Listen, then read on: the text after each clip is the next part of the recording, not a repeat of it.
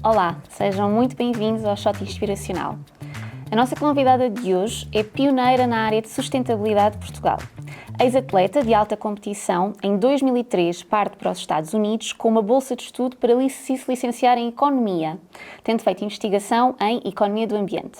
Regressa a Portugal em 2009, quando ainda pouco ou nada se falava de Economia do Ambiente, mas é precisamente nesta área que se vai desenvolver e acaba por fazer todo o seu percurso.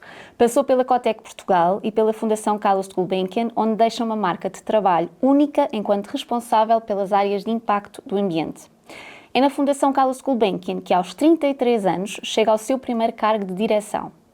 É casada e foi recentemente mãe do seu quarto filho. Temos connosco Filipa Saldanha, a atual diretora de sustentabilidade do Crédito Agrícola. Filipa, seja muito bem-vinda ao Shot Inspiracional. É uma honra e um privilégio tê-la aqui connosco. Muito obrigada eu. Obrigada.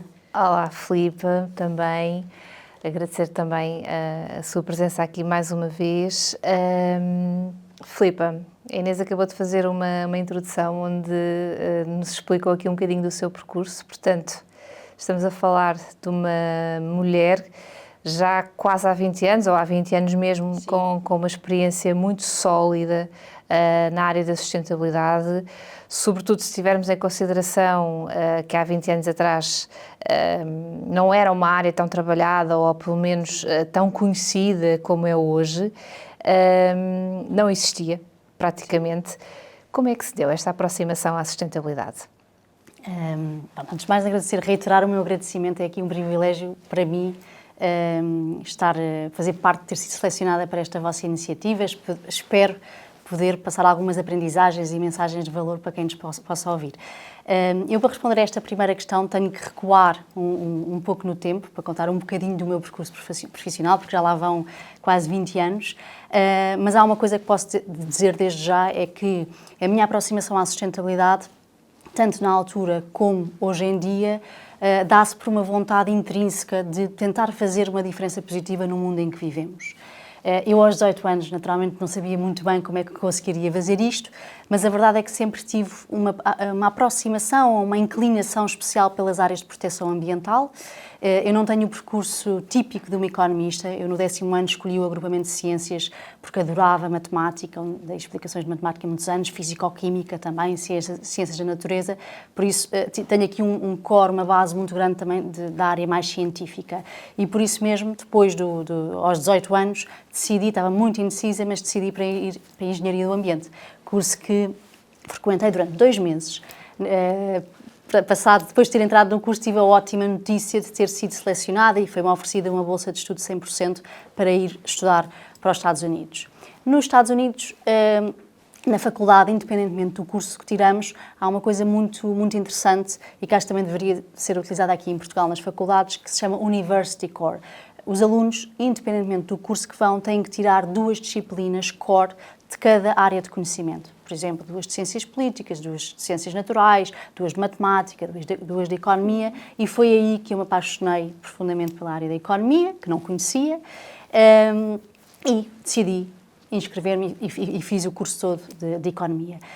Fast forward para o final do curso, no dia da minha graduação, estava eu com os meus pais e aproxima-se um professor meu, o professor David Yoskovitz, e convida-me para eu ir trabalhar com ele num instituto de investigação que na altura já tinha um departamento de economia ambiental, por isso muito à frente do tempo, comparativamente aqui a Portugal, e acabo por ser a sua assistente de investigação num projeto de valoração económica dos serviços dos ecossistemas do Golfo do México. Ou seja, uma área de conhecimento, estamos a falar de valoração do capital natural, algo que já começa a ser, há uns anos começou-se a ouvir aqui em Portugal, mas que na altura ainda era chinês. Pronto. Depois disso, ainda fui para Barcelona trabalhar, 2 anos, também para a área mais académica, mais financeira, e depois vou para a Nova SPE, tirar o mestrado de Investigação em Economia, e escolho a minha tese precisamente nas áreas das renováveis, sob a orientação da professora Antonieta Cunhissá, que foi para mim essencial para eu focar-me verdadeiramente neste eixo de conhecimento entre a economia e o ambiente. Na altura, como disseram, esta área era muito pouco reconhecida em Portugal. Os grandes alunos de economia escolhiam sempre mais macroeconomia, queriam ir para o Banco de Portugal, para uma das Big Four. Excelentes percursos profissionais, também de excelente valor acrescentado para a sociedade, mas faltava-me ali, eu preocupava mais o que é que eu quereria fazer para impactar o mundo positivamente do que propriamente ter um selo no currículo de ter passado por esta ou por aquela instituição. Portanto, nesse início da minha carreira, eu fui muito movida à curiosidade e a tentar explorar novas formas de impactar positivamente o ambiente e a sociedade.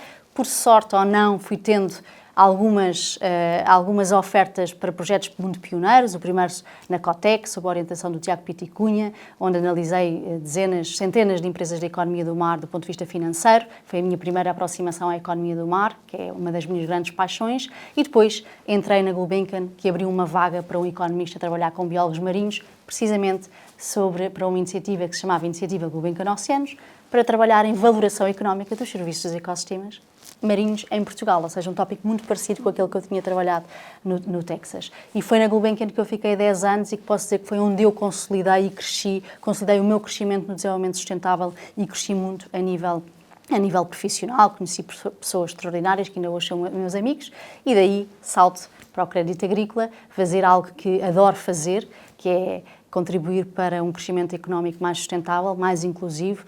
A banca tem um papel sistémico na economia e na sociedade porque temos um poder de influência muito grande nas escolhas dos agentes económicos, tanto em famílias como empresas, e por termos esse poder de influência temos a capacidade de orientar os fluxos financeiros para o lado errado ou para o lado certo da história. Nós no Crédito Agrícola queremos estar no lado certo da história, por isso hoje posso dizer que estou exatamente onde quero estar, que é fomentar um crescimento económico mais sustentável.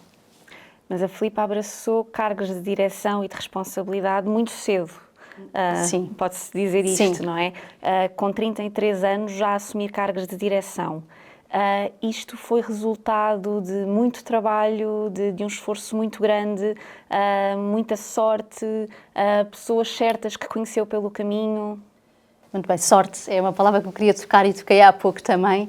Eu acho que sorte é um fator que as mulheres invocam sempre, cada vez que têm sucesso, algum sucesso profissional. Eu também já estive aí, eu antigamente achava sempre que tinha conseguido esta ou aquela vaga por sorte, ou que tive aquele reconhecimento porque estava na altura certa, na hora certa, no sítio certo. Hoje, olhando para trás, já me consigo distanciar um bocadinho e assumir que há muitos outros fatores que contribuíram para este meu percurso profissional, para o meu progresso relativamente rápido, para além da sorte. Desde logo muitíssimo trabalho, uma paixão genuína pelo que faço e uma consistência na entrega ao longo do tempo. Mas também é importante dizer que eu arrisquei. O que hoje parece uma carreira coerente foi construída passo a passo e no início até com algumas inseguranças, não é? Porque eu acabo por entrar em assumir e aceitar alguns projetos que não saberia se aquilo me iria dar alguma coisa em termos de crescimento profissional no futuro. Eu, quando aceitei a Cotec para o projeto Blue Growth for Portugal, sabia que era um projeto de 8 meses a 1 ano, tinha a minha filha 2 meses e meio. E aceitei a recibos verdes, ou seja, era algo que não era muito estável em termos de emprego. Quando eu entrei na Gulbenkian, uma vaga espetacular, que era a minha cara, entrei como bolseira. Ainda trabalhei na Gulbenkian como bolseira penso que os primeiros 3 anos, ou seja, não tinha uma estabilidade e um contrato a termo que na minha geração, na altura, já se valorizava bastante. Ou seja, eu aí também arrisquei porque acreditei sempre muito naqueles projetos e no valor que esses projetos acrescentariam à sociedade. Por isso fui aceitando, fui arriscando e fui construindo aí, assim a minha carreira.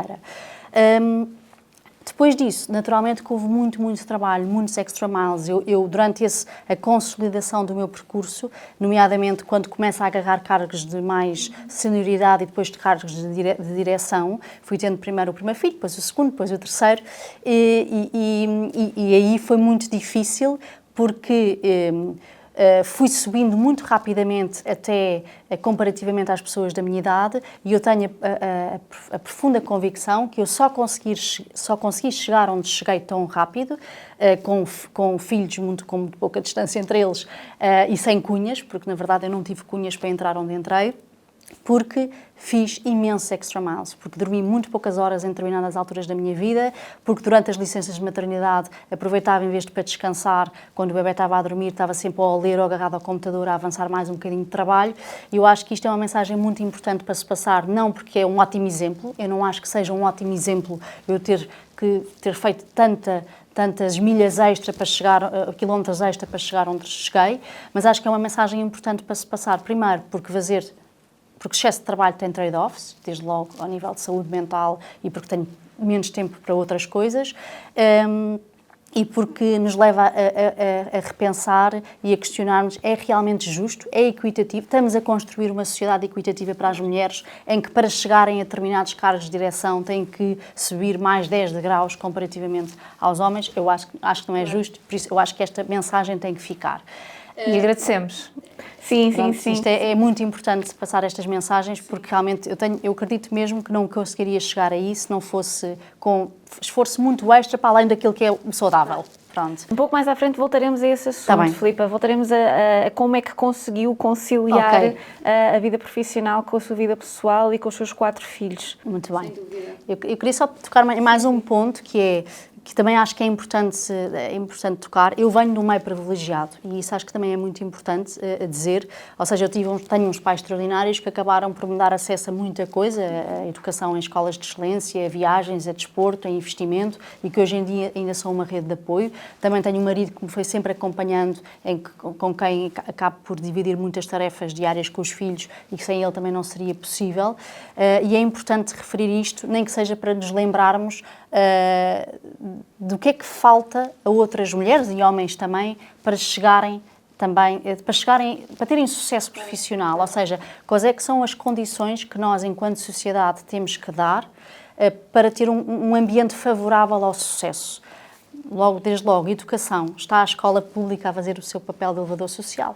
Não está. Em alguns bairros está, porque também os encarregados de educação têm outro poder socioeconómico e acabam por pressionar as escolas, mas no geral não está. Falando, por exemplo, de contexto familiar saudável, estão as nossas crianças verdadeiramente protegidas? Não. Basta ver as estatísticas do INE das violências de género e violência doméstica, não estão. E acho que também é importante passar isto, porque eu também cheguei onde cheguei, porque já estou, enquanto mulher, um bocadinho abaixo, de graus abaixo comparativamente aos homens, mas em termos de socioeconómicos, acima do que a maioria do que a realidade portuguesa. E é muito importante também passar essa mensagem, nem que seja para que todos nós tenhamos a consciência do que é que ainda falta na nossa sociedade, para que todos nós, mulheres e homens, possam chegar lá também mais rápido. E também para não nos desmotivarmos, não é? Porque Exatamente. quem não vem, se calhar, de um ambiente mais estável ou mais privilegiado, também para não se perder na sua luta, não é? E eu, enquanto pessoa que trabalho muitas áreas de impacto, primeiro ambiental e também cada vez mais social, eu já vi exemplos extraordinários de pessoas que rompem estes ciclos de exclusão e conseguem chegar lá. E essas pessoas depois também têm que ser valorizadas e temos que lhes dar palco também, sempre que conseguirmos, não é? A nível profissional ou mesmo a nível pessoal. Acho que é importante também darmos palco a esses bons exemplos de pessoas que têm que percorrer ainda mais para chegar lá porque não têm as condições necessárias. Se calhar é só aqui uma questão, ainda aqui dentro do seu percurso. Ele foi, de alguma forma, foi desenhado, foi pensado, também estar aqui onde está, portanto, começou por perceber que gostava, primeiro porque queria ter impacto no mundo, não é? Portanto, esta questão também de propósito e deixar uma marca positiva, que acabou por se encaminhar para a economia do ambiente, acabou por perceber que gostava, mas em termos de trajetória profissional, ela ainda tem mais anos pela frente. Sim, claro, não é? sim, espero ter muitos. Sim, mas foi. Sim. Mas foi desenhada? Eu posso dizer que sim, que foi desenhada ao longo do tempo. No início, não de forma rígida, eu aí tinha só um farol, não é? Em que estava a experimentar, havia um denominador comum, um farol, a sustentabilidade, a economia do ambiente, o impacto, por isso eu sabia que era por aí. Inicialmente experimentei a via mais académica, mas depois percebi que não era pelo académico que eu queria ir, e depois como sou uma pessoa muito perfeccionista e também sou de natureza introvertida, faço muitas análises de introspeção para perceber o que é que está a faltar, onde é que eu tenho que melhorar, o que é que eu tenho que fazer melhor. E nessas análises que fui fazendo, decidi inscrever-me no programa de mentoring da PWN e que tive imensa sorte porque me calhou uma... Nossa PWN, não é? Exatamente, a vossa PWN, que teve aqui um papel também muito importante. Calhou-me uma mentora muito boa, que é a Manuela Silva, que na altura era administradora da EDP Comercial, e tivemos conversas muito interessantes, e na altura propusemos a trabalhar várias dimensões que eu queria muito trabalhar, desde logo a liderança, a assertividade no feminino, as questões de saber dizer que não, o networking, sendo uma pessoa introvertida, nem sempre era algo, era um bocadinho fora da minha praia, não é? Muitas vezes, mas era algo importante para quem trabalha em sustentabilidade, temos que estar em muitas conferências,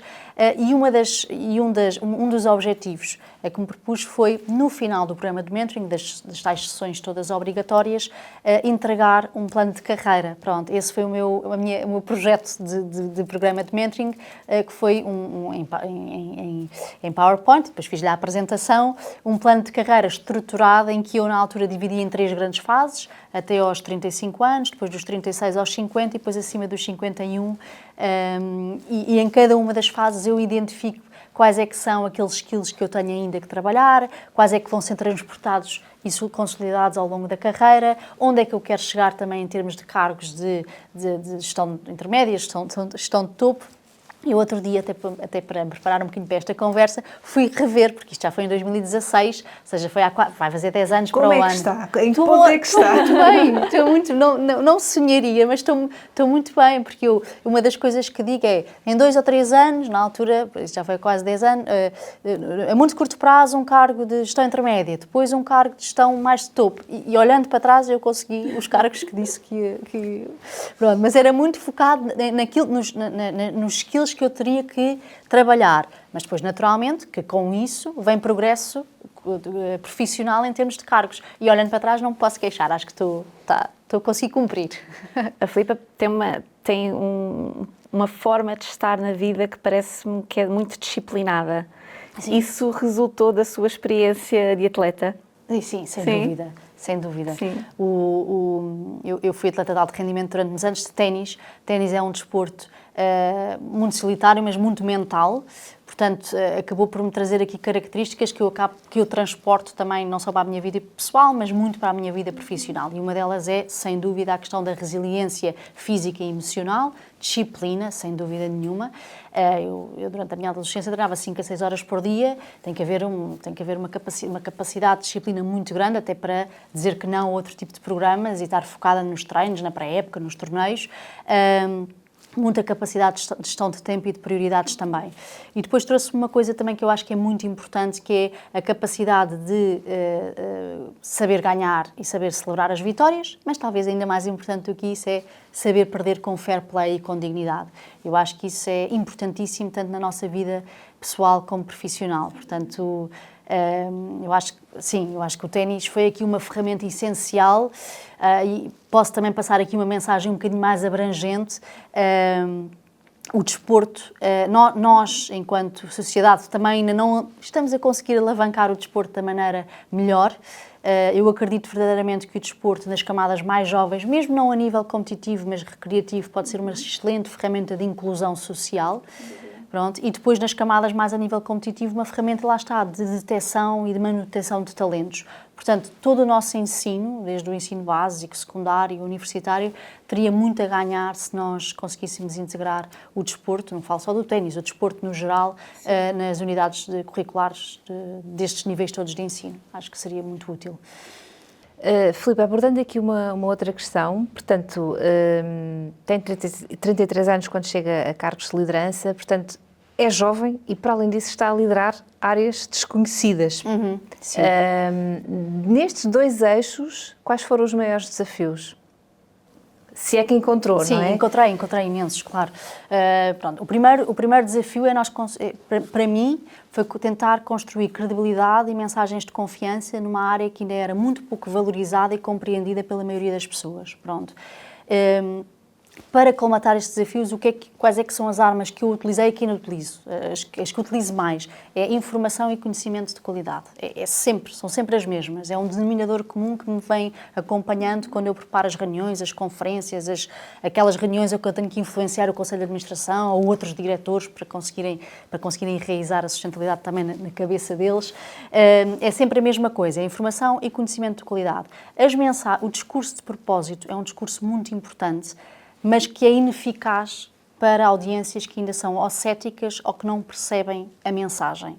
É ineficaz. Sim. Pronto. Portanto, o que eu tento fazer é, quando tenho à minha frente pessoas de background académico mais de economia, venho munida de números e de dados financeiros. Se estou a falar com pessoas do risco, tento fazê-los compreender que o risco ambiental e o risco climático está inteiramente ligado ao risco de crédito. Quando falo com pessoas de comunicação, faço-lhes entender que a sustentabilidade é uma ótima ferramenta de storytelling, não é? Há ótimas histórias para contar, muito atraentes, nas áreas da sustentabilidade.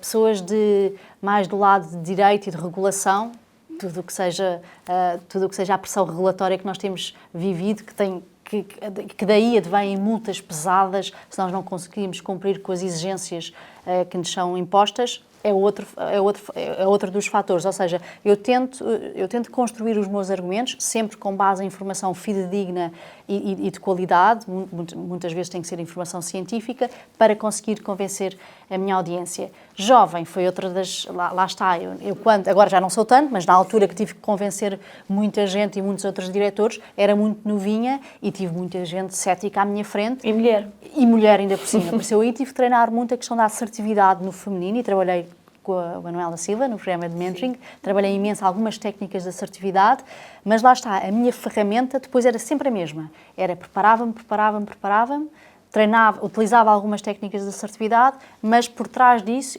eu vinha munida de informação e de conhecimento. E isso também me dava confiança, porque sabia que estava a dizer algo que fazia sentido e em que acreditava, ou seja, pronto. Para os jovens já consigo utilizar mais o discurso do propósito, da consciência, de deixarmos um mundo melhor. É uma geração um bocadinho diferente e que está mais alerta para estas temáticas. Ao longo desta conversa, a Filipa tem-nos falado de muitas pessoas. Já nos falou também da sua família. Nesta evolução da sua carreira até ao momento em que está numa posição de liderança, de certo que as pessoas foram importantes. Sim. E, portanto, quem é que considera essencial ter ao lado para se conseguir fazer este percurso? Eu acho que há uma coisa que é essencial na nossa vida e é antes de começarmos uma carreira profissional, é o reconhecimento, é termos alguém que acredita em nós. Pronto. E eu tive isso antes da minha vida profissional. Eu, durante toda a minha vida, tive ou professores da escola de ensino básico e secundário que acreditavam em mim, os meus treinadores de ténis, os meus pais, o meu marido, as minhas amigas, tive isso. Durante o percurso profissional, olhando para trás, eu tive a sorte de também ter muitas pessoas de referência que acreditaram verdadeiramente no meu potencial. Nova SBE, professora Antonieta Cunhissá, extraordinária e essencial para eu ter confiança para continuar nesta área de economia do ambiente. Foi com ela que eu fiz o trabalho final de tese do mestrado de investigação, todo sobre a área das renováveis. Cotec, Tiago Piticunha, também uma pessoa que acreditou muito em mim e que foi essencial depois para saltar para outros voos maiores na área da economia do mar. Gulbenkian, Luís Jerónimo, que foi o meu diretor na altura, eu era subdiretora responsável pelas áreas ambientais e ele era o diretor responsável mais pelas áreas de impacto social. Luís Jerónimo, Pedro Norton, Isabel Mota, que foi presidente da Fundação Carlos Gulbenkian, isto foram tudo pessoas que na altura reconheceram o meu valor, acreditaram em mim, mas também nunca deixaram de me desafiar a pensar mais alto. E foi com eles, lá está, foi com eles que eu acabei por ter a motivação para continuar em frente, muitas vezes a passo demasiado rápido, mas acho que é importantíssimo termos pessoas de referência, porque para termos o que reforça a nossa motivação, a nossa autoestima e a produtividade depois no trabalho também. Portanto, não pode ser um caminho solitário. Não conseguimos chegar a uma determinada posição sozinhos. Isso acho que nunca conseguimos chegar sozinhos. Eu acho que não conseguimos chegar sozinhos. Precisamos mesmo, e não estou a falar de cunhas, estou mesmo a falar de pessoas que ao longo do nosso percurso, ou na infância e adolescência, acreditam em nós, ou pessoas que durante o percurso profissional apostam em nós e acreditam no nosso valor e vão-nos desafiando. Isto é importantíssimo. Eu não referi o crédito agrícola, mas naturalmente que também tenho pessoas de referência. Não vou agora dizer nomes porque ainda estou lá, pois outros podem ficar um bocadinho mais tristes. E não deve ter sido fácil, não é? Essa transição também, não é? Porque a forma como fala tem de facto nota-se que não, é, não só se nota como é sabido, portanto, todo o trabalho que deixa feito, não é? E os resultados que apresentou. E para além disso, as pessoas de referência. Portanto, também não deve ter sido uma decisão fácil quando, no dia em que tem que chegar ao pé dessas pessoas e dizer agora vou partir. Sim, não, foi uma decisão, foi muito difícil e até difícil do ponto de vista emocional, mas foi muito consciente e ponderada. Eu adorava, foi difícil porque eu adorava o que fazia na Gulbenkian, ainda tinha muitas pessoas e pessoas que ainda são meus amigos hoje em dia. Nós construímos muita coisa em pouco tempo, desde logo em áreas que são essenciais para a sociedade portuguesa, financiámos projetos, criámos e financiámos projetos muito interessantes na área da bioeconomia azul, na área do combate à pobreza energética, ação climática, eficiência hídrica no setor agrícola, tudo áreas muito importantes para a sociedade portuguesa e para o progresso e para o desenvolvimento sustentável. Mas a motivação e a transição acabou por ser também muito natural, embora difícil quando tive que contar, totalmente respeitada, mas foi muito natural porque eu, enquanto economista, eu sei que, e todos sabemos, que a filantropia, as fundações em Portugal têm um papel importantíssimo no desenvolvimento sustentável, um papel importantíssimo na geração de impacto positivo na sociedade. Mas há muitos outros elementos que também têm um papel muito importante e o setor financeiro é um deles. Portanto, eu quando saio do setor filantrópico para uma área mais de empresarial, neste caso empresa financeira, não é um banco, saio porque acredito verdadeiramente que é possível que o capitalismo seja mais consciente e mais responsável e porque acredito verdadeiramente que é possível conciliar fins lucrativos com proteção ambiental e inclusão social. Portanto, enquanto economista também me faltava, tinha aqui este bichinho que faltava-me também essa parte, não é? Quando venho para o banco, ainda por cima um banco cooperativo, em que quando o convite me é feito pelo presidente e pelo CFO da altura, é feito com muito entusiasmo, no sentido de estavam a construir um departamento novo, o departamento foi construído em 2022, é um banco cooperativo, ou seja, tem todo o ADN da responsabilidade social, do impacto social. Foi também com muito entusiasmo que eu acabei por entrar neste novo desafio, porque acredito verdadeiramente que é por aí, nós só conseguimos transformar verdadeiramente a economia se reorientarmos os fluxos de capital para o lado certo da história. Por isso é com muito orgulho também que eu entrei nesta jornada e que eu faço parte desta jornada porque estou a fazer parte da transformação da economia. E é nesta transição para o crédito agrícola que se dá o nascimento da sua última filha. É uma menina, certo? É o rapaz. É um rapaz. Mas vamos aqui focar também numa outra questão, que é, foi mãe aos 26 anos, sim, pela primeira vez, portanto, de lá para cá são 4 filhos. Não é muito comum nos dias que correm as mulheres serem mães tão cedo, não é? Ou os casais decidirem ter os filhos tão cedo. E isto sem qualquer espécie de julgamento. É um facto. Claro, tem que entrar. Sim. Sentiu em algum momento, ou alguma vez passou pela sua cabeça, agora vou ser mãe, isto vai ser difícil conciliar todos os objetivos que eu tenho? Objetivos profissionais? Sim. Não, sim, claro que sim. Eu acho que cada vez que em todas as gravidezes, cada vez que tive a notícia, não é? Depois de fazer o teste que estava à espera de bebê, em todas elas eu paniquei sempre um bocadinho, porque há sempre uma insegurança de será que isto vai prejudicar aqui o meu percurso, o meu progresso. Senti sempre alguma insegurança. Agora, eu nunca deixei de planear ser mãe, nos meus primeiros 3 filhos, o último já foi não planeado, por uma questão profissional. Porque o trabalho, e dizem muitas vezes, muita gente já disse que eu sou workaholic, eu realmente adoro trabalhar, eu faço mesmo as coisas com muito gosto, mas ser mãe para mim está noutro campeonato completamente distinto. Está noutro campeonato, para mim é mesmo o maior achievement que eu tenho na minha vida. Mas algo que também foi muito importante, eu acho que só penso assim porque eu conheço a minha capacidade de trabalho e porque eu sabia perfeitamente que conseguiria ser mãe e ter aqueles 3 filhos na altura de consolidação e de grande subida, porque iria conseguir continuar a entregar com muita qualidade. Pronto. E consegui, com trade-offs, com custos, mas consegui. Ou seja, em todas as minhas licenças eu trabalhei, por isso eu fui conseguindo sempre entregar.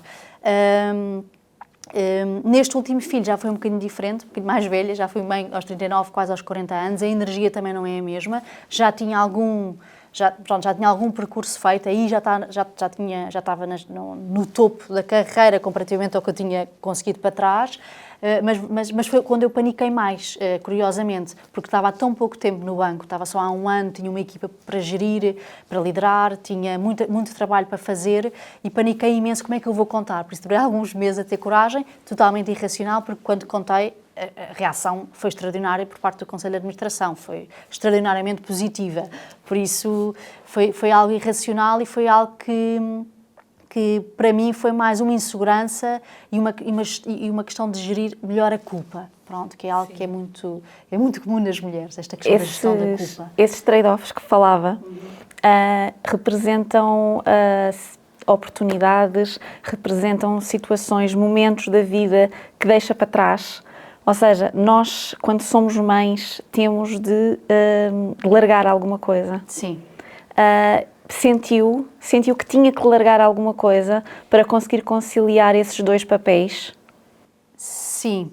Eu acho que isto para mim é muito mais uma questão de gestão de culpa do que questão de tempo. Porque o tempo até vou conseguindo organizar, e eu e o meu marido vamos-nos conseguindo organizar de forma muito boa e temos uma rede de apoio gigante familiar dos avós e tios e etc. Mas a gestão de culpa é algo que eu ainda não consegui chegar lá. Eu ainda sofro muito por pensar que gostava de ir, por exemplo, visitar mais vezes a minha avó, gostava de ir almoçar mais vezes com os meus pais e com os meus irmãos, gostava de ter mais tempo para os amigos e para jantares e almoços de amigos, e há aqui muitas vezes muitos nãos que eu às vezes tenho que dizer ou porque não tenho tempo ou porque já não tenho energia, já não consigo dar mais, pronto.